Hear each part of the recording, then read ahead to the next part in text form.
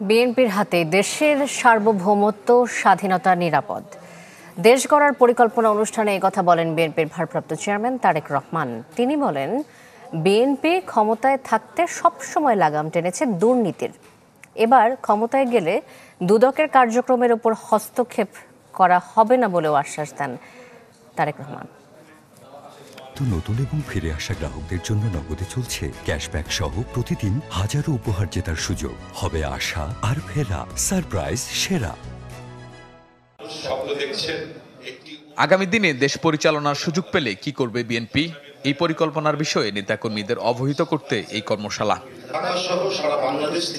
রাজধানীর কৃষিবিদ ইনস্টিটিউশন মিলনায়তনে দেশ গড়ার পরিকল্পনার শীর্ষক 7 দিনব্যাপী কর্মসূচির তৃতীয় দিনে অংশ নেন দলটির বিভিন্ন ইউনিটের অঙ্গ সংগঠনের নেতারা।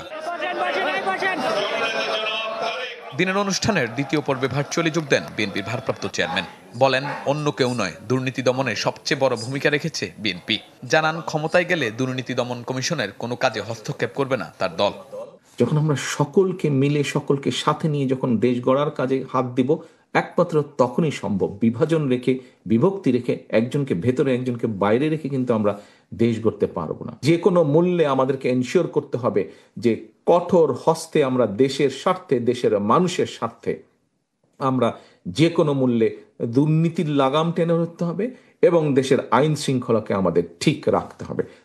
তারেক রহমান বলেন, অনেকে অনেক কথা বলছে, কিন্তু কিভাবে দেশ পরিচালনা করবে তা বিএনপির মতো বিস্তারিত কেউ তুলে ধরতে পারেনি।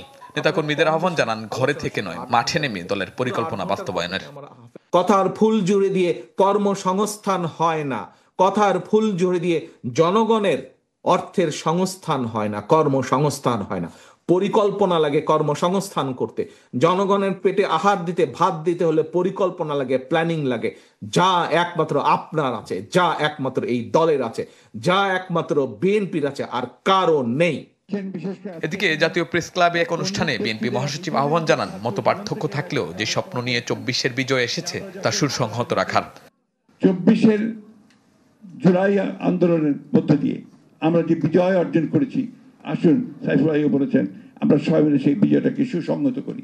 আমাদের মধ্যে মতপার্থক্য থাকবে, কিন্তু সেই মতপার্থক্য যেন আমাদের যে আশা, আমাদের যে স্বপ্ন, এই যে ছেলেগুলো প্রাণ দিয়েছে তাদের যে আত্মাহুতি যেন বৃথা না যায়, আমরা আমাদের স্বপ্নকে যেন বাস্তবায়িত করতে পারি। বৈষম্যহীন বাংলাদেশ বিনির্মাণে সবাইকে এক থাকারও তাগিদ দেন তিনি। এই আমরা বলি যে বৈষম্য বিরোধী। শাহনেওয়াজ বাবলু, চ্যানেল 24, ঢাকা।